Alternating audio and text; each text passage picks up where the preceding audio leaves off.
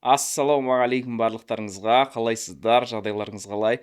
Бүгін бізде подкаст, көптен күткен подкаст. Бүгін біздің қонағымыз Әлібек Қамбарұлы, 125 мектебінің негізін қалаушы. Бүгін біз сіздермен жалпы мектеп бизнесі деген тақырыпты, құндылықтар деген тақырыпты және тәрбие деген тақырыпты ашамыз. Жалпы адамды қалай тәрбиелейміз деген тақырыпты ашамыз. Бұл жерде Әлекеңмен бір өте түбегейлі бір өте ауқымды әңгімені көтергіміз келіп жатыр.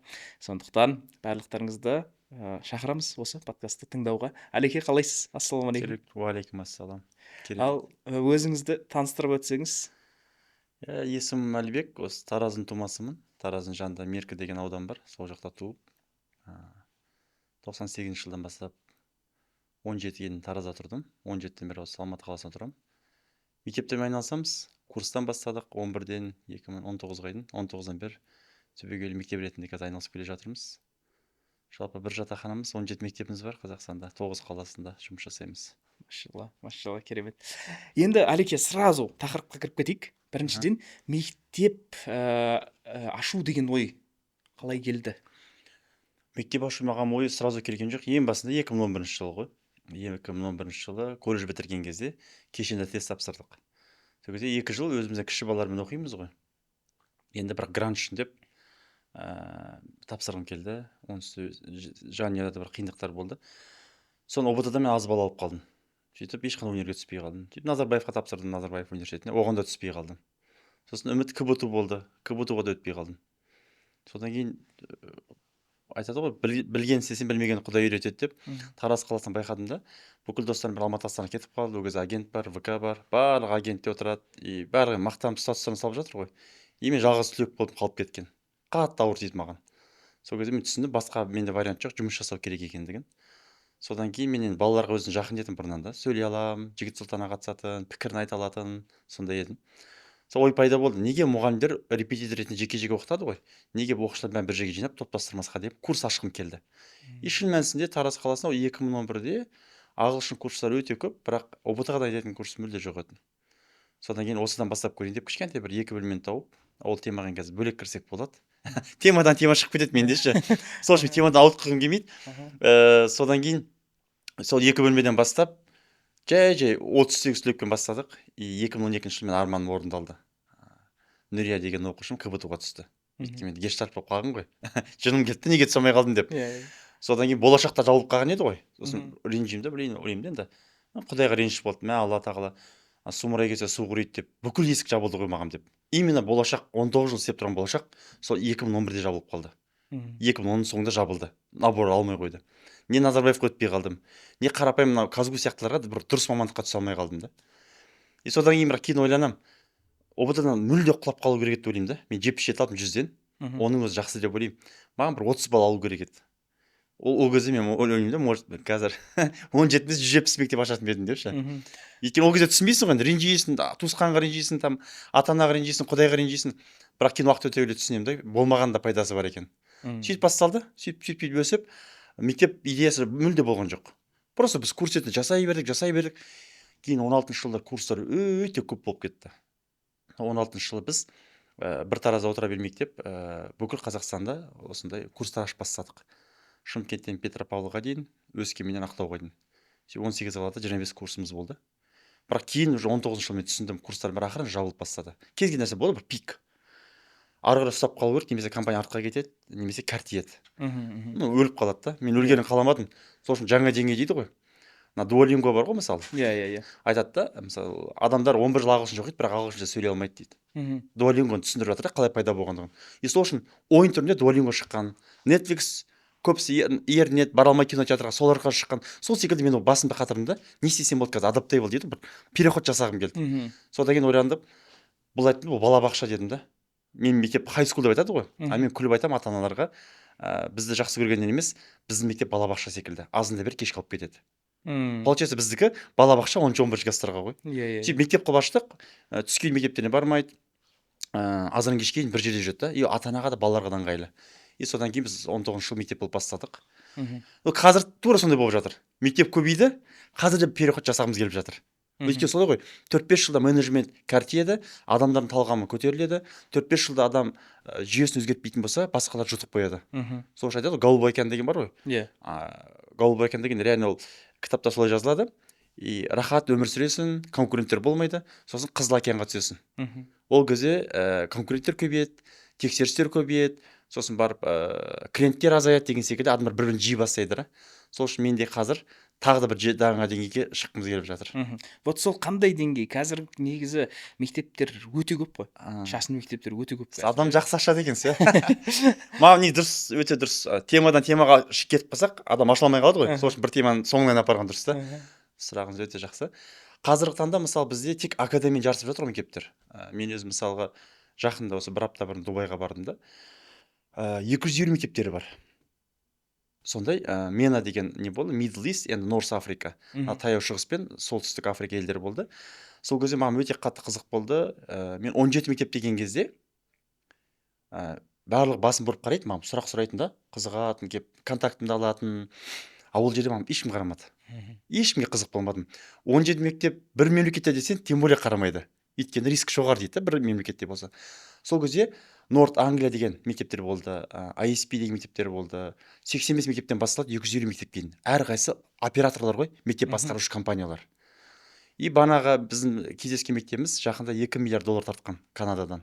250 мектебі бар. Сон қожайыны бізге ұсынды, 2 мектебін аралатайын деп. Біз мектебіне барып қайттық. Бір мектепте 6404 бала оқиды. Бір мектепте? Бір мектепте. И орташа чегі 8 миллион теңге. Біз енді түсініп қалыптасқан ғой, Қазақстанда қымбат мектеп десе 800-900-дан асыруға болмайды, өйткені ол қымбат мектеп. Бізде бар, Алматыда ондай қымбат мектептер бар. Жылына 17 миллион тұрады. Орташа халықаралық мектептер Алматыда 5,5 миллионнан бір 7 миллионға дейін. Бірақ олардың бағалары арзан емес, бір 6400 бала оқытып отыр. И бүкіл әлемде мектептері бар. И ең қызық жері, олар үлкен фишкалары 6 бағдарлама қосқан. Ол жерде IB бар, ол жерде британдық жүйе бар, ол жерде үнділердің жүйелері бар, MYP, IP, DP бар бағдарлама қосып тастаған. Ол жерде кім не қалайды, соны тауып алады. И бұл деген өте ақылды адамдар да. Мен бар ғой, бір Шейх Аль-Мактумда айтады ғой, смарт адам дейді ғой. Сол сияқтан басындағы адамда өте бандай бар ғой, бір нестандартты адам екендігін түсіндім. И танысқан кезде жасы 69-да. Мен ол кісіден сұрап жатырмын енді, баласы қайда екен деп, баласы бар екен де, енді ары қарай басқарып жатқан 43-те. Сөйтсем, ана кісі танысқан адамды мен 43-те деп ойлаған ғой, сөйтсем ол әкесі екен. 69-ақ кісі 43-тегі адам сияқты ғой, жанып тұр да. Сол кезде мен темадан ауытқымайын, ол неге айтып жатырмын? Мен үшін ең үлкен көрсеткіш, адам тоқ болып, рухани бай болып, дүниеден де бай болса да, адам өмірге талғам жоғалтпау керек. Ана 69-ағы кісі қандай тема бар деп жанып отыр да. 69 адам бірақ вкус жоғалтпаған да. Ол вкус жоғалту деген бар ғой, адам бар ғой, жасы 25-те болуы мүмкін, бірақ картиіп кетеді. Өйткені мақсаты мысалы $2 табу болса, ол $4 тапса болды, уже адам ішіп кетуі мүмкін. Сол үшін картию деген ол ішкі состояние ғой, мен солай түсінемін да. Сол үшін бізде қазір именно мен продукт дұрыстағымыз келеді, өйткені біз дұрыстамайтын болсақ, бізді басқа дұрыстайды, немесе ондай компания жұтылып кетеді. Өйткені көп оқимын да, зерттеймін, кез келген компания бір пигі болады. Сол үшін қазір бізде тек академия кетіп бара жатыр ғой мектептер. Сол үшін мен қазір өзім қоғамда балалар өз-өзін ұстауы, стресс менеджмент, сосын кризистерден шығуы, мысалы үйде өз-өзін қалай ұстауы, сосын қоғамда адаптация дейді ғой, өте маңызды көрсеткіш бар, адаптациясы қалай болу. Сосын балалар шетелге оқуға кеткен кезде культурный шокқа ұшырайды, сондай болмауы, сосын қаржылық сауаттылық. Бәрі кризисқа батып кеткен, мысалы пайыз ешкім оқымайды, қол қоя береді. Мысалы банк жүйесінде жұмыс жасайтын кісілерден сұрасаңыз, бір адамдар айтады, 95% ешкім оқымайды договорды дейді, қол қоя береді. Ол үлкен проблема да. И осы нәрселерді оқытқымыз келеді. И және де жасанды интеллект.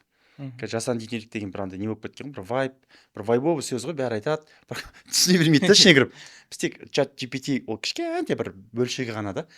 Сол жасанды интеллектті балалар түсінгенін қалаймыз өмірлерін жеңілдету үшін. Бірақ ең маңызды мәселе финанс сауаттылығы, адаптация баланың. И және публичный выступление дейді ғой, қоғамда өз-өзін ұстауы, сөйлей алуы, ыңғайласауы кез келген нәрсеге осы нәрсе үйреткім келеді. Өйткені біз бұл нәрсені үйретпейтін болсақ, әлем и так ол нәрсеге келе жатыр. Салыстырма артықшылық дейді ғой, көптен бірі болып қалғымыз келмейді да. Сондықтан мектептерде болашақта осындайға жай өткіміз келеді. ОБТ жақсы, бірақ көп қой, ОБТ-да мысалы бізде енді қазір 25 қой, біз 2012-де уже түсіріп тастадық балаларды КБТУ-ға. Мгм. 2013-те уже Назарбаевқа түсті. Одан кейін 12 жыл өтті ғой. Жыл сайын пачкалап ол грантқа түсіргеннен пайда жоқ. Мгм. Сол үшін мысалы мен айтамын да, грантқа түсірген кезде әріптестерім айтамын, мақтанбайық, мақтанатын нәрсе емес деймін. Оған кез келген мектеп дайындап жатыр. Оны қарапайым мектепте дайындап жатыр. Оған балалар тегін де дайындалып жатыр. Тегін курстар алып та дайындалып жатыр. Грантқа әшейін қосымша курстар болды ғой, солар да түсіріп жатыр да. Мгм. Сол үшін біздің артықшылығымыз басқаша болу керек деймін да. Сол үшін жүйелеп басталған кезде біз өзіміз мақсатымыз негізі 5 университетке дайындау. Е, оны басқа университеттер ренжімесін, бірақ енді ашық айтайық, оны бүкіл жерде айтамыз ғой. Қазір жасырудың қажеті жоқ. Бірінші Назарбаев университеті, КБТУ, КИМЭП, СДУ, IT. Мгм. Біз осыған мен көңіл бөлемін өзім. Біз мектептің құрылтайшы ретінде маған осы университеттер көрсеткіш деп есептеймін. Мгм. Және медакадемияға түсетін балалар бар. Оларды көбінесе біз Қарағандыға, Семейге жіберуге тырысамыз. Өйткені Алматыға келген кезде Алматыда білесіз енді күн жылы, ары бері балалар кішкене қаңғырып кетеді, Мгм. оқулары қиын болады да. Сол үшін мен ол балаларды көбінесе Астанаға жіберуге тырысамын. Мгм. Өйткені Астанада өмір арзан, сосын сыртқа көп шыға бермейді, күн суық, оның бәрі әсер етеді адамға кәдімгідей. Сол үшін Алматы қараған кезде Астанада балалар тұрақты оқитын секілді көрінеді. Жалпы мақсатым сол, осы университеттерге дайындау. Бірақ қазір бар ғой, әлем қатты ауысып жатыр ғой. Мысалы мен өзім мына скиллбокстан сабақтар алып оқимын, мысалға да өзім онлайн курстар алып оқимын. Өйткені бар ғой, балық басынан шіриді дейді ғой. Егер де мен өзім қазір мысалға да осы жеткен жетістігімізге мәз болып отыра беретін болсам, қазір бар ғой, адамдар таңғалдыра алмайсыз. Адамдар таргетке тойған, рекламаға тойған, андай ғой, барлығы внимание үшін күресіп жатыр қазір. Барлығы ғой, ана оң жақтан, сол жақтан, жан жақтан баннермен таргет, білмеймін, бір алғашқы 3 секундта ұстап қал внимание деп бәрі да. И осындай заманда бізді бір-ақ нәрсе алып шығады ғой. Бір-ақ сөйлем, мен айтамын, командаға айтамын. Маркетингіміз, мысалы биыл біз қыздарға пәтер бердік, бір қызға пәтер бердік, 140-тан 140 алғанға. Мгм. Біз айтамын да, келесі жылы не береміз деймін да. Енді пәтер бердік, енді машина бердік, енді болды ғой, бітті ғой. Мгм. Сол айтамын да, ары қарай құлдырау болады. Бағамен жарысқан дұрыс емес, төмендеткен де дұрыс емес, көтере берген де. Бір-ақ нәрсе бар ғой бізде. Бізді алып шығатын тек қана продукты ғой. Мгм. Мына жасап жатқан дүние. Ол сізге де қатысы бар деп ойлаймын, ол маған да қатысы бар. Ол традиционный бизнеске де барлығына қатысы бар. Кім продуктысын тіспен жапсады, кім продуктысын улучшать етеді, солар ғана тірі қалады ғой. И қазір бізде кезінде балабақшалар ашылды, білесіз ба? Мгм. Бәріне рұқсат берді. И балабақшалар көбейіп кетті. Қалай көбейгеннен кейін стандартты мемлекет көтерді. Сөйтіп майда-шүйде балабақшаның бәрін жабуға тура келді. Мгм. Тура сол оқиға мектептерге келетіндігін мен түсінетінмін, теориялық тұрғыдан. Мгм. Қазір уже басталды. Қазір әртүрлі заңдар шығып жатыр. Неге мектептер іріктеледі? Іріктеліп тек мықтылар қалады деп ойлаймын да. Сондықтан да ойлаймын, конкурент жоқ кезде мықты болу бәрінің қолынан келеді ғой. Именно Қызыл океанда тірі қалу керек қой. Выживший деген кино болады ғой. Мгм. Сол тірі қалатындар қатарына қалу керекпіз да. Сол үшін мақсатымыз қазір балаларға жаңа деңгейге шығаратын новый продукт қосу, академияға қатты көңіл бөле бермеу. Мгм. Өйткені бұл өте маңызды. Түсінікті. Қараңыздар, Леке, өте маңызды нәрсе айттыңыз. Бағанағы бірінші 69-дағы кісінің несінен айтсақ, ой өрісіне айтатын болсақ, адамның қызығушылығы, өмірге деген қызығушылығы деген нәрсе пластичность ума деп 18-дегі бала секілді ғой, жанып Иә. тұр да, не бар депші. Иә, өте маңызды. Қазір даже мынау жастардың өзі қазір бір бағыттағы радикал формасында ойланатын болып кеткен да қазір. Көп адам андай жаңа нәрсені ойына кіргізгісі келмейді. Оның барлығы қаяқтан пайда болады? Адам жоқ дей бергеннен пайда болады ғой. Өзінің бір миындағы установленный бір ойлар бар, убеждениялар бар. Сол убеждениядан ғана сөйлесетін болса адамдар, мысалы үшін бизнес былай жасау керек деп, мысалы үшін тек қана академия формасында мектептерді тек қана соған көңіл аудару керек дейтін болатын болса, ол бәрібір сіз айтқандай көптің бірі болады түбінде. Жаңа нәрселер енгізбейтін болса. Әлемдік практикада Джим Коллинз деген, Адам Грант деген екі үлкен нелер бар, исследователь, публицисттер бар, которые не жазайтын, кітап жазады олар. Олардың бір 10-15 кітаптарынан бар әрқайсында. И солардың барлығының исследованияларын жүргізген кезде соңғы 200 жылдықта компаниялардың құлдырау себебі тәкаппарлық болған, высокомерие болған. Ол тәкаппарлық қалай білінеді? Өз-өзіне ғашық болу дейді ғой. Иә.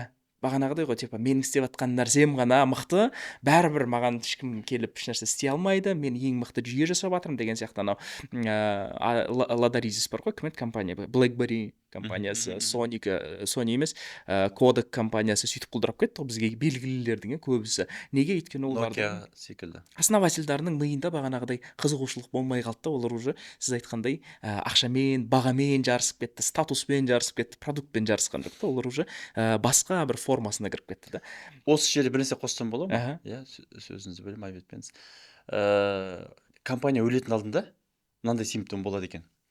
Басқаларды құнсыздандырады, и және өзін өзіне ғашық болумен айналысады. Өзін жоғары қояды. Иә, өйткені бізде де жұмыста болады, мысалы конкуренттер зерттеңдер, қараңдар деген кезде ол маңызды ғой. Қалай болып жатыр деп. Біз сияқты салада жүрген кісілер не істеп жатыр деген кезде болады ғой. Біз қатты алдыға кетіп қалыппыз деген нәрсе естісе мен қатты қорқамын. Өйткені компания өз-өзіне ғашық болып бастады. Адам өз-өзіне ғашық болған кезде бокста да көресіз ғой. Менсінбей тұрған кезде таяқ жеп қалады. Иә, стоп. Сол секілді ғой, біріншіден бұл жерде құнсыздандыру, басқа конкуренттердің жұмысын жоққа шығару, екіншіден адам өз-өзін жақсы көре бастайды. Ал өз-өзін жақсы көру бұл өте қорқынышты нәрсе. Сондықтан да мен үнемі мақсатты жоғары қойып отырамын. Енді көбісі ренжіп жатады, сіз тоймайсыз деп ше, сұрай бересіз, көп нәрсе қалай бересіз деп. Әрине біз өлгенше дамимыз ғой. Бірақ енді тек материальный мирде ғана, тек қана ақша жағынан ғана емес, масштабқа да, жеке дамуға да, капитализация тек қана дүниенің артынан емес, басқа да параметр бойынша даму керекпіз да. Сол кезде адамда интерес болмайды, и адамда өзіне ғашық болу деген сезім болмайды. Өйткені мақсат үлкен ғой. И сол жойда жүре береді да. Сол үшін өте опасный нәрсе негізі. Өз-өзін жақсы көрген компаниялардың барлығы симптом дейді ғой. Құлайтын алдында сондай диагноз қойылады. Барлығы содан кейін арғы жүре өледі.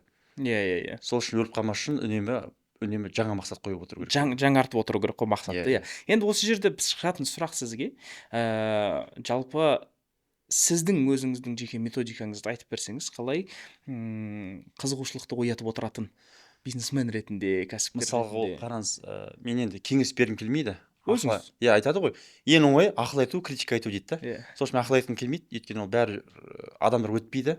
Өйткені өзің істемеген нәрсені айта берген дұрыс емес та. Сол тұрғыда мен сұрақ түсінгім келеді, бұл жеке маған қатысты ма, жұмысқа қатысты ма, адам ретінде қай жағынан? Бизнесмен ретінде. Бизнестегі позиция ғой да? Мысалы үшін, ашықтап өтейін. Қазір әр салада өзіңіз айтқандай бағанағыдай Алай океан деген болады да, толып кетуі саланың. Сосын мектеп толып кетті. Сіз айтып жатсыз, ол нәрсені мен сездім дедіңіз, қаншама жылдар бұрын сездім дедіңіз, осы келем дегенше. Қазір енді сондай бір ситуация басталып келе жатқан кезде, мектептерде қазір басталып келе жатыр. Көп мектеп көбейіп кеткеннен кейін оған уже қатаң тексерістер келіп жатыр деген сияқты, уже стандарттар жоғарыланып жатыр деген сияқты. Сол кезде сіз айтып жатсыз, қазір мен бір жаңаша формада не енгіземін деп жатсыз, қазір уже софт скиллдарды енгіземін деп жатсыз. Хард скиллдарды басқаша формасында үйретемін. Академ жүйесінен бөлек тағы да бір жүйе ашамын деген сияқты, басқа бір нәрсені не істеймін деп ше. Вот соны енді түсінікті, бұл жерде бизнесмен ретінде өзіңіз зерттеп отырасыз, әрдайым салаларды, басқа елдерде болып жатқан құбылыстардың барлығын зерттеп отырасыз мектепке қатысты. Ал енді осы қызығушылықты жоғалтпас үшін сіз қандай өзіңізге қандай бір талаптар қоясыз ба, или бір мақсаттарыңыз қатты жоғары қылып қоясыз ба деген сияқты, вот өзіңіз конкретно қолданатын жүйеңізді айтсаңыз, методикаңызды айтсаңыз. Әдемі. Олай болса, мысалы біз үнемі менде нетворкинг та, шетелге шығу, мысалы мен өте шетелде достарым көп, әртүрлі адамдармен жалпы қарым-қатынас құрған жақсы көремін. Өйткені Қазақстанда болса біз признание көп аламыз. 17 мектеп, ең үлкен мектеп сіздер, кереметсіздер деген сияқты адамдар мақтап айтады, бірақ кім қандай ниетпен айтатынын білмеймін ғой. Сол үшін мен өзім әрине шүкір, бірақ Қазақстанмен шектелмеймін да. Сол үшін үнемі мені сабап отыратын нәрселер бағанадай әртүрлі операторлармен, әлемдегі үлкен гигант мектептермен келіскен кезде, сеттермен да, олар былай материкпен қарастырады.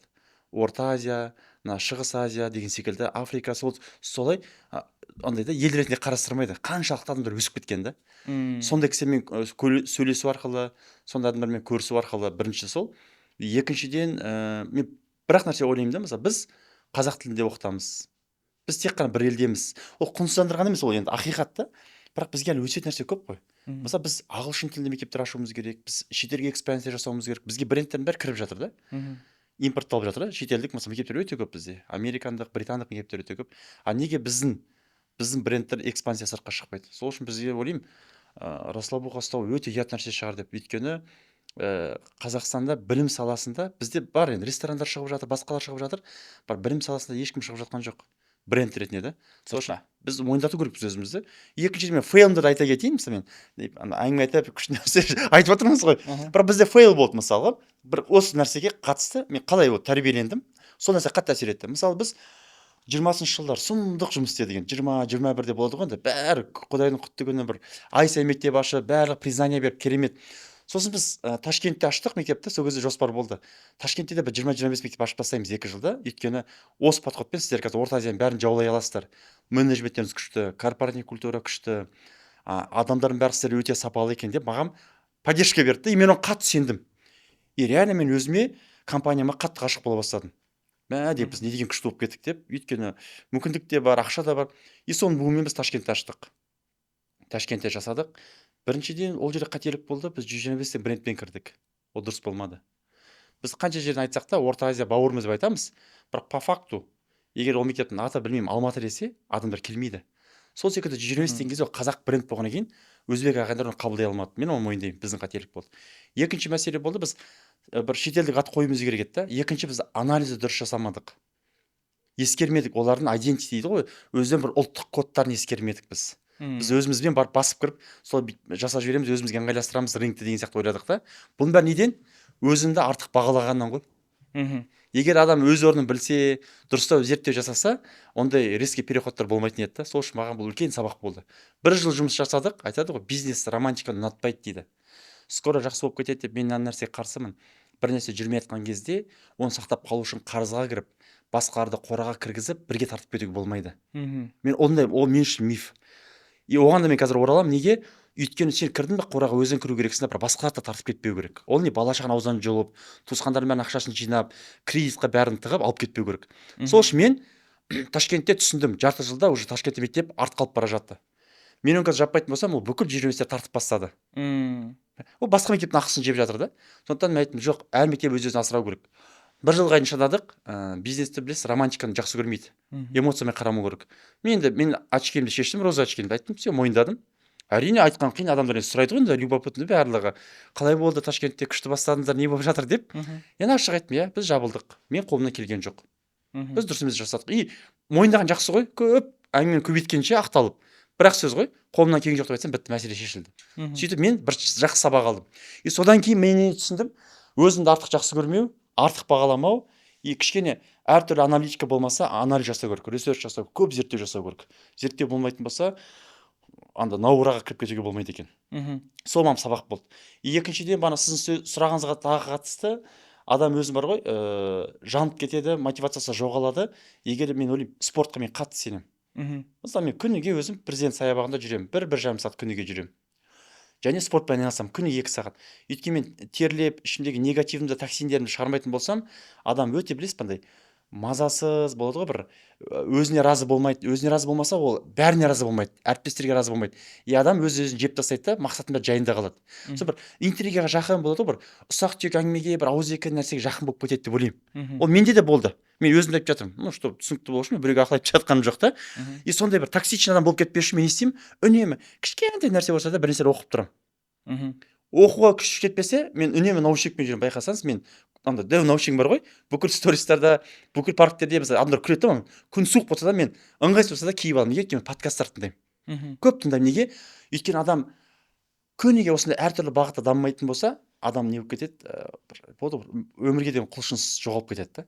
Ал ол конкретно не десеңіз, біріншісі адам білім алуы, екіншісі спорттық жетілуі, үшіншісі анау соцсет дейді ғой. Күніге ол да маңызды. Соцсет қолданбайтын болса, туысқандардың арасында, достардың арасында адамдардың қаншалықты мойындайды.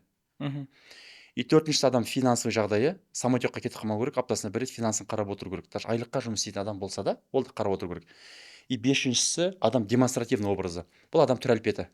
Адам кепкасы, түр әлпеті, өзіне қарайтын мейкап дейді, сағат дейді, білмеймін, мойнына тағатын браслеті деген секілді адамның жағдайы да. Бірақ қараңызшы, адам бесіншісіне қатты көңіл бөле берсе, біріншісі әлсіз деген сөз, аз кітап оқиды, өзін аз жетілдіреді. А біріншіге қатты көңіл бөле берсе, соңғысы мән бермейді да. Сол үшін бір жаққа кетіп қалуға болмайды. Өйткені қатты сіз спортқа көңіл бөлсеңіз, күшті да, спорт әдемі, бірақ дүние жағын жіберіп тастағансыз да. Өмірде финанс жағынан үнемі қарызда жүресіз. Ал қатты ақшаға кіріп кетсек, например, ақша тапқансың, бірақ уже түр әлпетіңдер кетіп қалған, қарын шығып кеткен, и андай да болады ғой. Өз-өзіне жіберіп қойғанда бала шағаның бәрі кетіп қалған, ақша бар, бірақ денсаулық жоқ та. И сол үшін мен осы нәрсені 5 бағытқа бөліп қараймын, и әрқайсысы кішкене жасап отырамын. Ол дегеніміз не? Күніге 1-2 сторис түсіремін, бірақ атақты емеспін. Екіншісі, күніге өзім файлдарым бар қарап отыратын, финансты қарап отырамын. Бірақ бір анда қатты байым деп те ойламаймын өзімді. Әрқайсысы кішкентеден бар да. И үшіншісі мысалы бағанағы спорт, күніге кішкентай, андай бір качок емеспін да, бір өмірдегі маңызды емес маған. Бірақ әрқайсысын жасап отырамын. И кішкене подкаст болса бір нәрсе қарап отырамын, и жалпы осы жағдайымда өйстіп түзеп отырамын. Сол кезде менде мотивация болады, андай бір жаққа кетіп қалмайсың да, адамда выгорание болмайды сияқты болып көрінді. Маған осы шешім болды, и мен сол нәрсемен ұстануға тырысамын. Өйткені мен андай азғыраттар көп мені ше. Әлеке біз қалып бара жатырмыз мына жағынан деп ше. Сол кезде болды бір качелияға түсіп қаласың да, эмоциональный качелия дейді ғой. Сторис қараған кезде бір қалып бара жатқан секілді. Біз Абдрашид мырзаны көремін де мен де подкаст түсіргім келіп кетуі мүмкін мысалға да. Ананы көремін де сол сияқты блогер болғым келуі мүмкін. Ананы көремін де сол сияқты болды бір адам ауырады да. Сол іштегі состояние адам өзін нақты не қалайтынын түсінбеген кезде адам качелия болады постоянно, теңселіп тұрады. И сондайға түсіп кетпес үшін мен постоянно эмоционально өзім ұстап отыру үшін ментально сондай вирусқа ұрынбас үшін мен Инстаграм шектеп қойғам. Инстаграм менде бір белгілі бір минутта жабылады. Екінші мен ТикТокта мүлде отырмаймын, өзім ұстанымдарым бар. Фейсбукта отырмаймын. Сторис салған кезде так Фейсбукқа екеуіне кетеді бірге, бір платформа ғой. Екеу солай жасап қойғанмын, болды. И сосын адамдардың өмірін қарамауға тырысамын. Өйткені мен де пендемін, идеальный емеспін. Өмірін бір қарай берсең, привычкада ананы көрген кезде адам автоматтан өзін құнсыздандырып бастайды. И сол үшін мен өз әлемде жүремін. Мысалы кейбір кісі маған ренжіп қалды, Әлеке мені танымайсыз ба? Мысалы да, мысалы Абдрашид мырза айтуы мүмкін да. Бүгін мысалы маңызды подкаст Әлеке деп. Бірақ негізі шыны керек, мен подкасттарыңызды мысалы бүйтіп қарап шықтым, бірақ детально білмеймін да. Сіздің қаншақты абыройлы, қанша охватыңыз бар екенін білмеймін. И білмеген де жақсы маған. Өйткені мен көп нәрсе білсем, бір комплекске кіріп кетуім мүмкін. Өзім салыстырамын да. И білмеген кезде не болады? Сен бәріне бірдей қарайсың. Сол үшін информационный шум көп қой қазір. Шум өте көп. И мен максимально мақсатым банадай сіздің сұрағыңызға жауап қой. Осы шумдарды басып отырсам. Оны сіз тікелей баса алмайсыз, мүмкін емес та. Оны просто тоқтатасыз, шектеу қоясыз.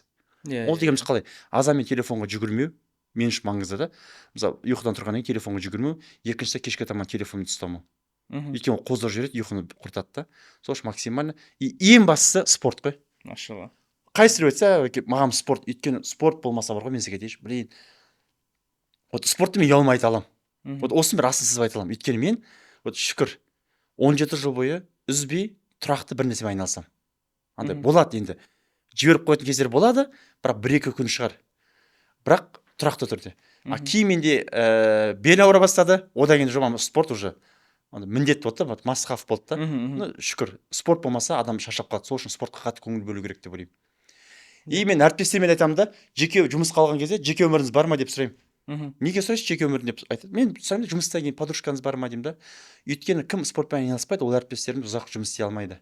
Сол үшін мен адамдардың жұмыстан 6-дан кейін қалуына, көп жұмыс істеуіне мен қарсымын. Өйткені денсаулығын құртамыз. Ол үшін Құдайдың алдында да бұл өмірде мен жауап беремін олар үшін. Екіншіден ол адамдар просто жанып кетеді, ертең өздерін жоғалтып алады. Сол үшін мен қыздарға, жігіттерге не айтамын, әріптестерім барлығы мысалы марафондар 2 жыл бұрын мысалы әріптесімден Мюнхенге жүгіріп қайттық, Германияда болды марафон. 10 километр жүгіріп қайттық та. Не үшін әріптестер қолдау үшін, және де оқушыларға мотивация болу үшін. Сосын біз марафондарды, теннис, әріптестермен шаңғыға бару деген нәрсе мен қолдаймын. Ол ақшам көп болғаннан емес. Мен әріптестерге де үлгі айтқым келеді, құр ауызбен емес. Пылпылдаған әңгімеден пайда жоқ қой. Солай өзімде бірге жүгіремін, өзімде бірге солмен жүремін, және де оқушыларға да айта берген пайда жоқ, бізді көрсе, олар да әсер алады, мұғалімдер жүгіріп жүрсе. Сол үшін мен үнемі айтамын әріптестеріме спортпен айналысуды жүрген жерінде міндетті деп ойлаймын. Машалла, керемет. Мына жерде, осы жерде астын сызып өтетін өзіңіз айтқандай спорт. Машалла деп айтсаңыз бар ғой. Бүйтіп айтпай қойсаңыз, мен айтсаңыз ары қарай руханиятқа кіріп кетеміз. Ары қарай сөйлей алмайға мүмкін дегенім ғой. Керемет, қараңыз. Вот, серотонин дейтін гормон, ол бағанағы адамның ағзасының ішіндегі балансты ұстап тұратын гормон. Адамның ағзасы бағанағы сіз айтқандай, бұл адамның ағзасы қалай жасайды, тура солай сыртқы жүйеде де адамдар да солай жұмыс жасайды. Егер бір жаққа перекос болып кететін болса, ол энергияны қаяқтан алады, ол басқа органдардан алады, басқа жерден тартады энергияны. Мысалы үшін қатты миды жұмыс жасатқызатын болсақ, ол міндетті түрде ондай адамдардың энергиясы асқазаннан келеді, бауырдан келеді, шектен келеді деген сияқты. Ол энергияны біздің ағзамыздан алады да, содан кейін мына жерлерде проблемалар басталады, потому что бұяқта дефицит басталады. Баланс жоғалады. Баланс жоғалады, иә. То есть сіздің айтып отқаныңыз бағанағы сол біздің ағзамыздағы гомеостатический баланс дейді, сол балансты біздің ағзамыздың дұрыс жасауын, адекватны жұмыс жасап тұруына жауап беретін гормон ол серотонин дейді. Серотонин бізде шекте 95% серотонин бізде шекте шығады. Сол үшін адамның күнделікті жеген тамағымен және оның айналысқан спорты, шекті айдағаны, жүргені, қимылдағаны, кортизолды азайтқанның барлығы негізі физикалық тұрғыда да, психикалық тұрғыда адамның миын, ойын тынышталдырады. Сөйтіп тынышталғаннан кейін барып уже адам бағанағыдай адекватный формада ойлана алады, адекватный әлемге қарай алады, сіздің айтып жатқаныңыздай. И екінші астын сызып өтетін нәрсе, бағанағы көріп жатқан көрермендер байқамай қалатын болса, бұл жерде тағы бір маңызды нәрсе бар, осы шумға қатысты. Стив Джобстың постоянно айтатын бір сөзі бар, шум сигнал деген, естіген шығарсыз, оның өзінің методикасы бар сондай нәрсе. Ол айтады, менің айналамдағы бүкіл болып жатқан шумды мен алып тастау үшін Информационный шум. информационный Жалпы. шум, физический барлық шумдар бар ғой жалпы любой именно новости, негативные новости, позитивные новости деген нәрселердің барлығын алып тастау үшін ода бір сигнальный формада қарайтын жүйелері бар да өзінің. Сигнал деген нәрсе азында тұрдым болды спортқа барамын, қандай жүйе болса да не болса да, қызық болса да қызық емес болса да, бара алсам да істей алсам да істей алмасам да мен оған баруым керек деген сияқты оның өзінің бір сондай бір күнге бекітілген сигналы болған. Ол сол сигналдардың барлығын өзінің әріптестерінің барлығына енгізген. Қандай болып жатса да, қандай компания жанымызда өсіп келе жатса да өздерінің сигналдарыңа көңіл бөліңдер деп ше. Ең бастысы сендердің сигналдарың өшіп қалмау керек деген сияқты. Өзіңіз соны білдіңіз ба білмедіңіз ба білмеймін, бірақ тура сол нәрсені айтып жатсыз да сіз. Негізі Қызық, бар ғой сіз ана жүйелеп бердіңіз. Мен білмедім. Мынау лайфхак та. Мен түртіп алдым да, өйткені мен жеке тұлғалы ойлайтынмын. Санасыз түрде жасайтынмын да, бірақ соны жүйелеп түсіндірген кезде мен миыма отырды. Машалла. Жақсы. Керемет. Вот сол Стив Әдемі Джобстың айттыңыз. өзінің бағанағы методологиясы сол да. Ол бүкіл шумнан айырылу. Негізі өте маңызды қазір қазіргі Бана айтқаныңыз заманда. кешірім сұраймын. Корпоративный шумнан не істеу ғой, көрдіңіз ба? Иә. Вот жақсы айттыңыз. Бүкіл әріптестерге жеке тұлғалық емес, бүкіл әріптестерге де шум тоқтап қыздырды. Ол дегеніміз әріптестер жүгіріп жатады ғой. И басқа компанияны көреді да, ананы көріп адам кішкене депрессияға кетіп қалуы мүмкін, өзін жоққа шығаруы мүмкін. Немесе біз енді жетіп жатырмыз, аулалар асып кетті деген сияқты. Өте жақсы айттыңыз. Иә. Машалла. Сол үшін де Apple болып тұр да. Өйткені әр әріптес, әр сотрудник ішіндегі отырған әр адам ол өзінің сигналына көңіл бөледі да. Әдемі. Ешқандай шумға көңіл бөлмейді. Әбеке бір осы жерде бір нәрсе қоса кетсем бола ма? Әрине. Аттар шабады ғой. Сол аттардың көздерін жауып қояды екен. Мен көрдім ғой, жеттен жауып қойды. Неге? Жанды аттарды көрмес үшін, қамшы тимес үшін, және де ең бастысы ол шапқан кезде бинокль секілді ғой, алды ғана көрінеді да, ол қаншашыншы келе жатқандығын түсінбейді. Сол үстіне отырған жігіт ұрған кезде ол шаба береді, өйткені қаншашыншы келе жатқандығын ол ана бүкіл кругын бітірмейінше ол түсінбейді. Егер оның көзі ашық болса, ол бірінші келе жатыр ғой, оны ұрса, ол айтуы мүмкін, қожайына не үшін ұра бересің мен деп, бірінші келе жатырмын ғой деп. Сол секілді көрдіңіз ана бинокль секілді шеттегі шумды жабатын болса, ат күшті пример болып тұрды мен үшін. Жапқан кезде не болды, адам тек қана финиш тойлайды да, жәндегі конкуренттерді, басқа адамдарды, басқаларды мүлде қарамайды, өйткені өзінің фокусын жоғалтпайды соңына дейін. Иә. Керемет. Ол дегеніміз конкуренттерді зерттемеу керек деген сөз емес, ол ресерч жасамау керек деген сөз емес, просто бағанағыдай сіз айтқандай эмоциональный гонкаға кіріп кетпесек болды ғой біз сол адамдармен ше. Олар неге менен мықтырақ деген сияқты бір өз-өзін салыстыруға кіріп кетпесек болды ғой. Керемет. Бұл өте үлкен лайфхак негізі. Боламын деген адамға осы сигналдарға көңіл бөліп отыру өте маңызды нәрсе. Хорошо, осы жерден енді тағы бір сұрақ ашылып жатыр. Мектептерге, жүйелерге қатысты. Жалпы бұл любой бизнеске қатысты. Бұл сұрақ. Бизнеста жеңу деген ұғым бар ғой. Жалпы өте маңызды. Конкуренттердің арасында жеңу, барлығының арасында бірінші болып шығу деген нәрсе бар ғой. Сол қаншалықты маңызды сіз үшін? Және негізінде ол нәрсе маңызды ма? Жеңіп шығу деген нәрсе, бірінші болу, соббиқа дейді ғой араб тілінде, барлығының арасынан ең бірінші бастап шыққандардың қатарынан болу деген сияқты. Маған мысалғы, мен балаларымды спортқа беремін өзім. И жеңілген көбірек ұнайды маған. Өйткені өмірде бәрі кайф бола бермейді ғой. Жеңіледі. Екіншіден кішкентай кезден бала жеңілсе, синдром отличника болмайды. Өйткені мен өмірде байқаймын да, қатты күшті оқитын балалар, қыздар көбінесе байқағаным, екінші адам болады. Байқаңызшы, бірінші адам болмайды. Өйткені олар үнемі әділеттілік іздейді. Үнемі разборка, адамдар жазалап жатады, үнемі. Өйткені кішкентай кезінен андай мынау дұрыс емес деген шаблон бар. Ал үшпен оқитын балалар, андасын екісі бар балалар қарасаңыз, кішкентай кезден бастап таяқ жеп өскен, мұғалімдердің әртүрлі атаканы көрген, и ол бүкіл нәрсені позволять етеді. И ондай адамдар компанияның басында болған кезде мен байқағаным, критиканы қабылдайды, екінші әріптестер қарсы келсе де оған бәрібір. Өйткені ол жұмысын бітірсе болды. И сол ішінде көп ақылды адамдардың бәрі орындаушы болады, екінші адам болады.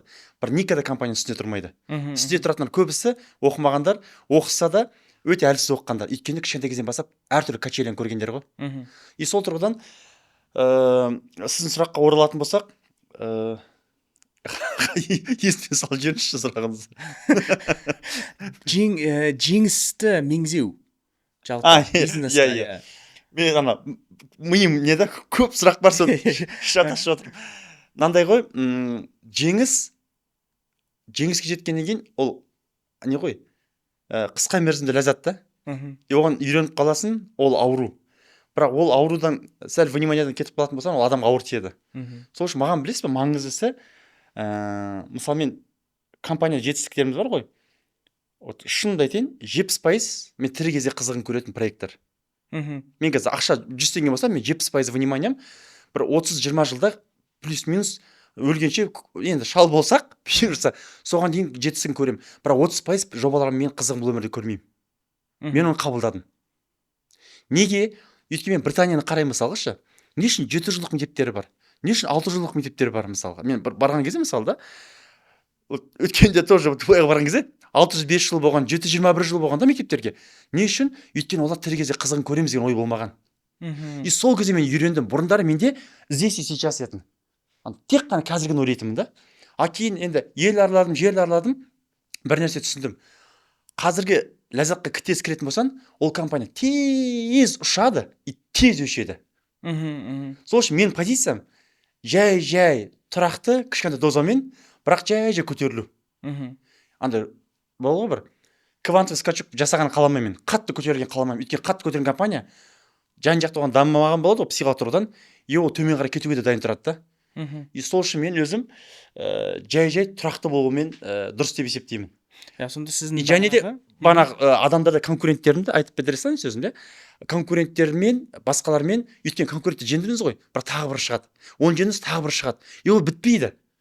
Мысалы осыған бір қатысты, ана маркетинг от А до Я деген кітапта айтады да, мысалы да, ақшқа люксус кіреді. Уже Toyota кіріп алған, Toyota өздерін жақсы сезінеді екен ол уақытта, сөйтіп люксус та кіреді. Сол кезде Мерседестер қатты уайымдайды. Бағаны түсірейік деп, өйткені бізге Мерседес пен люкстың сегменті бір деп қатты уайымдайды. Сол кезде олар ақылдасады да, маркетологтар жоқ дейді. Керісінше біз бағаны тағы көтереміз дейді. Сөйтеді Мерседес 100 теңге болатын болса, 70 теңге түсірудің орнына олар 130 теңге, 150 теңге көтеріп тастайды. Люксус түсіреді. Мынандай психология бар екен. Жалпы ақшта енді әлемде. Неғұрлым арзан болса, соғұрлым сапасыз дегендей. И сол бойында әлі күнге дейін люксус дұрыстап Америкаға рынокқа кіре алмаған. Соны зерттеген ғой. Сол үшін мен позициям конкурентті андай болды ғой, өлтірдім, осып кеттім, андай ләззат дұрыс. Ол әріптестер үшін жалпы компанияға корпоративно керек, дух беріп отыру үшін. Ал бірақ басқаларда озу негізгі мақсат емес ол. Өзіңді өзің озу керексің. Өйткені басқалар өледі, тіріледі, ол бітпейді. Олар әрқайсысымен шайқасқанша өміріңіз бітіп қалады. Сол үшін ұзақ мерзімде қарау керек шығар деп ойлаймын. Позициям сондай. Керемет. Как раз өзіңіз түйіндеп келдіңіз ғой. Осы жерде бағана сіздің әңгімеңізден шыққан нәрсе, өзі бір определенный убеждение бар ғой біздің ортамызда, 3 алғандар жетістікке жетеді, 5 алғандардың барлығы екінші болады дегенше. Осы нәрсе өте бір андай СНГ пространствосында қатты дамыған жүйе. Неге? Өйткені СНГ-нің бағанағы менталитеті сондай шығар, или образование системасы сондай шығар, білім беру системасы сондай шығар. Бірақ егер біз қазір әлемдік Forbes-ты ашып қарайтын болсақ, әлемдік Forbes-та 85% миллиардерлердің барлығы это академический дамыған адамдар, кезінде өздерінде оқыған кезде олар қызылмен бітірген адамдар. Өңкей бір сондай үлкен образованияда жетістіктерге жеткен адамдар, олимпиадниктер барлығы. Тек қана СНГ пространствосында бізде сондай ол ұғым емес, ол нәрсе негізі факт жүйесінде бар. Бізде действительно отличник болған адамдар, олар жаттанды отличник болғандар, көбінесе бір пресстің астында отличник болғандар, оларды ұрсып отличник қылғандар әке-шешесі кейде. Сондай бір ситуация болады, олар зазубривать етіп, жаттап алып, сөйтіп нәтиже үшін отличник болғандар. А Америкада ондай нәрсе жоқ қой. Мысалы үшін Америкада, Европада яқта білім беру системасы басқаша. Оқысаң оқы, оқымасаң оқымай қой, ешкімге қызық емес сенің оқығаны. Сосын адамдар яқта бағанағыдай қазіргі бізде пайда болып жатқан система бар ғой, адамдар өзіне дисциплина таңдайды. Өзіне қалайтын несін, сабақтарын өздері таңдап алады, қалайтын лекцияларына барады, қаламайтынына бармайды деген сияқты. Мне кажется, бір сол Америка свобода бергеннен кейін өзінің оқушыларына, өздерінің мектептеріне бір образование жүйесіне, енді бұл жерде қазір сұрақ шығады сізге. Образование жүйесіне свобода бергеннен кейін оларда отличник болудың өзі де бір жеке таңдау сияқты да. Андай бір гонка емес та, ол жеке таңдау сияқты да. И олар отличник болған адамдар, оларда да критический менеджмент жақсы развиваться етеді. Бізде мысалы үшін троечниктарда критический менеджмент жақсы развиваться етеді. Неге? Өйткені бағанағыдай мұғалімдерден отбиваться ету керек, еще әке-шешеден отбиваться ету керек, мына жақта еще адам болып қалу керек, мектептен шығып кетпеу керек деген сияқты не көп қой. Аяқта отличник болу үшін да сондай әрекеттер жасау керек екен да. То есть әшейін оқып келу, әшейін білу маңызды емес. Аяқта проекттер жасайды. Мен бір нәрсе қостым бола ма? Бірақ сәл басқаша.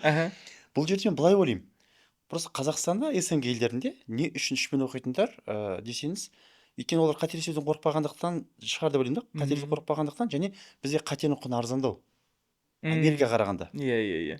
Ал Америкада қараңызшы, бізде бірінші бизнес құрылады, сосын барып жүйе по ходу көреміз ғой дейді. Жалпы араб әлемінде соны байқадым, түркі әлемінде соны байқадым, біз осы Орта Азияда сондай нәрсені байқадым. Бірақ Европада, ақш-та мен сәл басқаша ойлаймын. Неге? Өйткені ол жақта қатенің құны қымбат қой. Ол жақта бірінші зерттеу жасалады, зерттеудің үстіне бизнес киіледі. Бізде керісінше. Бізде мысалға да, например, мен сұраймын ғой, неге жүйе қоймайсыз десем, бізде айтады, мысалы, Әлібек менде әлі бір мектеп қой дейді. Ол мектеп болсын, сосын жүйе қоямын ғой деп айтады да. Көрдіңіз, түсініктесі қалай қалыптасқан. Масштаб болған кезде жүйе құрамын ғой дейді. Ол жақта кішкентай, мысалы, наубайхана бар, мысалы, деймін, Францияда 20 шаршы метр, жұмыс істегеніне 17 жыл болды. Бірақ стандарттары бірінші қойған, сосын барып адам кәсіпті отырғызған да үстіне. Содан шығар деп ойлаймын, мен өзімнің ойым. Иә, оларда действительно исследование қателесу уақытта қымбат, қате уақытта кешірмейді. Сол үшін байқасаңыз, қараңызшы, СНГ-ден барғандар, ақш-қа барғанда байқасаңыз, негізі бизнесмендер көп бара бермейді. Өйткені маржа төмен, қате бүкіл ақшасын барлығын бір қатемен жоғалтып алуы мүмкін. Ал Америка кімдерге күшті екенін айтайын ба сізге? Орындаушыларға, айлыққа жұмыс істейтін кісілерге күшті. Не себеп түсіндіріп берейін? Өйткені 3% үй, 3% біздікінде 18-21 емес. Екіншіден барады. Мысалы, мен кезінде BMW алдым. Бәрі құттықтады, о, керемет, құтты болсын деп. Ал ол жақта BMW деген екінің бірі кез келген мұғалім міне алады, қолжетімді. Сосын мысалы бізде там жағдай жақсы адамдар үйде тұрса, бір әдемі үйде, ол жақта кез келген қарапайым адам ала алады. И сол тұрғыда мен нәрсе түсіндім, орындаушы адамдарға, зерттеуші адамдарға Америка қызығырақ. Өйткені социальный пакет, соцпакет күшті жасалған деп ойлаймын. А бизнесмендерге хай риск жоғары. Бизнесмендерге Африка күшті, Латын Америка күшті, Орта Азия күшті. Не үшін? Стабильность жоқ, бірақ бір точка тиетін болсаң, жақсы ақша көтересің деген түсінік бар. А ол жақтарда маржасы өте төмен. Даже бір ұзақ бармай ақ қойшы, бірақ пример айтайын. Мысалы, Қазақстанда бір мектеп сатып алған кезде біз табысын 4-5 жыл есептейміз. Мысалы, мектеп 100 теңге тұрса, біз 500 теңге сатып аламыз, 5 жылдық табысын есептейміз. Ал Дубайда сол мектеп 16-ға есептеледі. 16 жылдық. 16 жылдыққа. Не үшін? Өйткені оларда 3,67 дирхам тәуелсіздік алғалы бері 3,67 болып тұр. Тұрақты валюта болған үшін, экономика тұрақты болған үшін. Түсіндіре алдым ба? Сол үшін біз мысалы шетелдік инвесторлармен сөйлесеміз Қазақстанға. Сол кезде олар 4-5 жылдан асып кетсе қарастырмайды Қазақстанды. Мен айтамын да, неге ол әділетсіз ғой? Сен басқа проекттерге салдың, 12 жылға, 16 жылға ақша салып жатсыздар. Неге бізге салмайсыздар? Риск жоғары дейді. Сол үшін риск жоғары елдерде салтын сразу шығарып алу керек. Тем более валютамен салады ғой, доллармен. Оларға супер тиімсіз да. Девальвация бар, инфляция бар.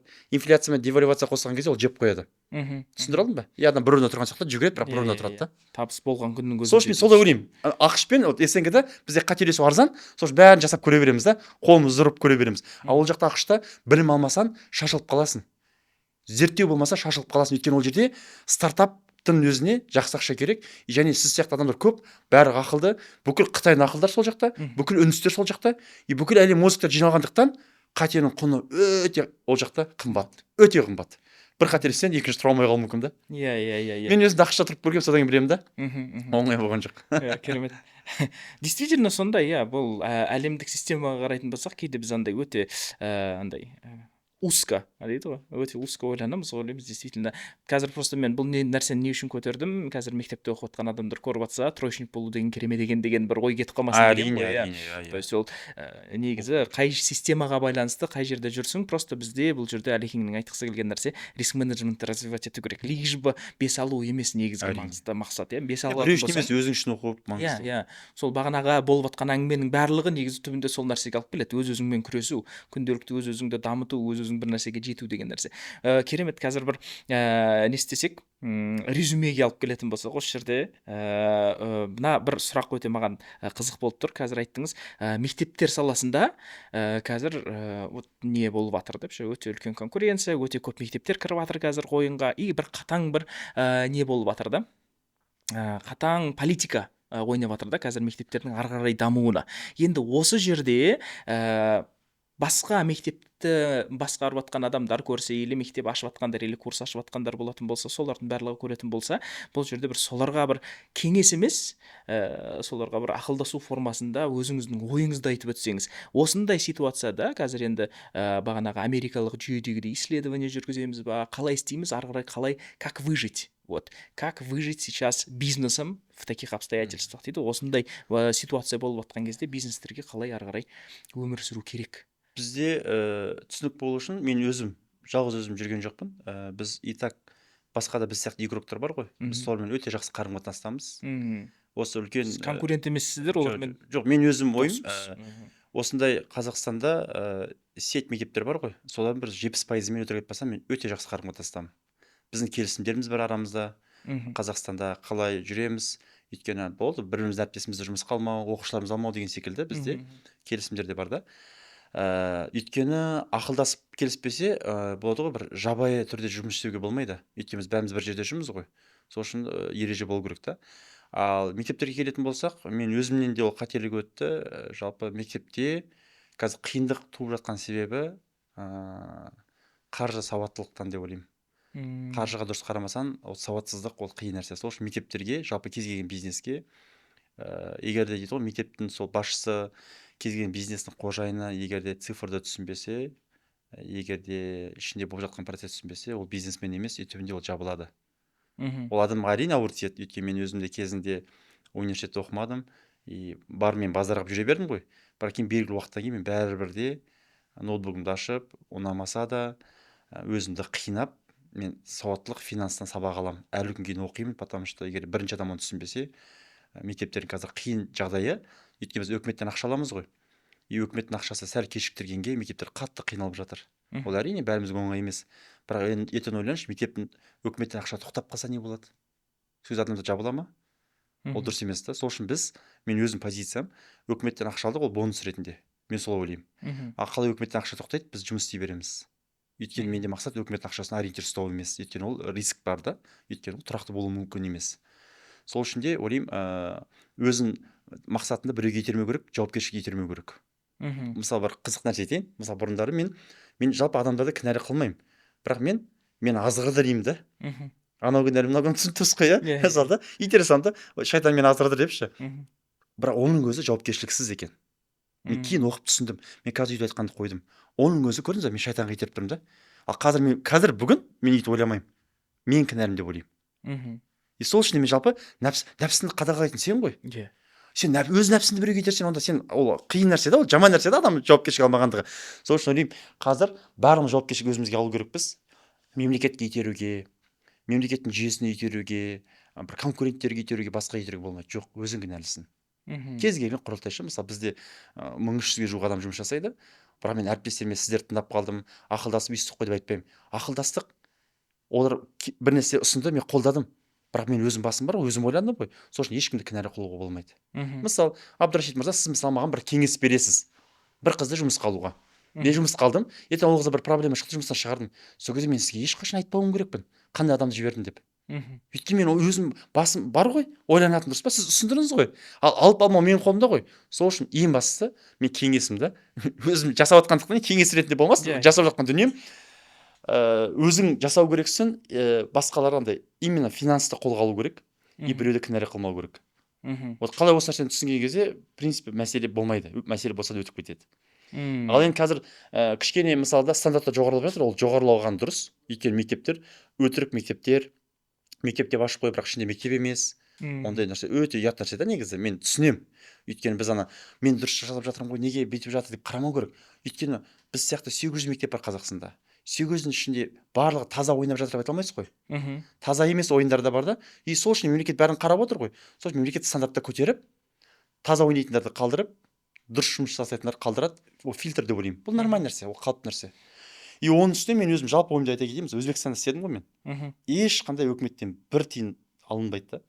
СНГ елдерінде көмек жоқ. Сол үшін мен Қазақстан тұрамыз, шетелге барған кездер сторис түсіреді ғой. 90% андай достар қарандаш, түкірмейді, достар қарандаш очередьте күтеді, достар қарандаш адамдар сабырлы дейді да.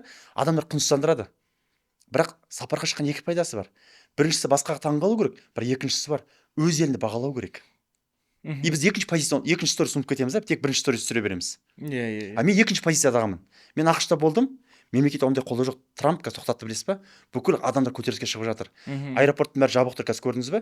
Неге? Өйткені социальный көмектердің бәрі тоқтап жатыр. Мектепке подушевканы олар тоқтатты. ақш демократия деген өзінде ескертусіз тоқтатып тастады. Үшіншіден мен Өзбекстанда жұмыс істеп көрдім, басқа елдерді көрдім, зерттеп қарадық, субсидия ешқандай елде берілмейді. Сол үшін мемлекет тоқтатса да мен разымын. Неге? Өйткені осы уақытқа дейін беріп келді ғой. Вот реально да. Сол үшін мен андай кім қалай ойласа да, мен өз пікірім бар да. Салыстырма түрде мен 42 елде болдым. Субсидия ешқандай елде қарастырылмаған. Сол үшін мен өте ризамын. Өйткені субсидия болды. Біз заманында мектептерімізді көбейттік, дамыттық, жетілдік. сол үшін мен позитив жағынан қараймын да. Мгм. А не так қазір андай болып кетті, мындай болып кетті деп қараудың қажеті жоқ.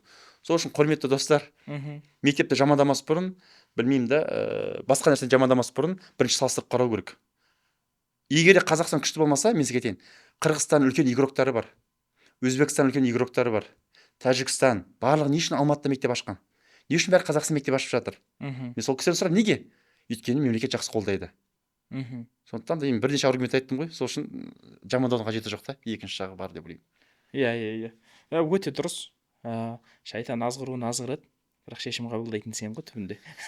Ол нәрсені орындайтын Оған сен. итеруге болмайды. Иә. Алланың алдында да жауап беретін сен. Рахмет үлкен, өте бір керемет. Өзіме де өте көп инсайттар алдым мына жерде. Енді мен бизнестің аясында жүргеннен кейін, в любом случае күнделікті кәсіпкерлермен жолыққаннан кейін керемет, сіздің миыңыздағы, ойыңыздағы структураңыз ұнады маған. Көрермендерге де ұнайды деген ойдамын.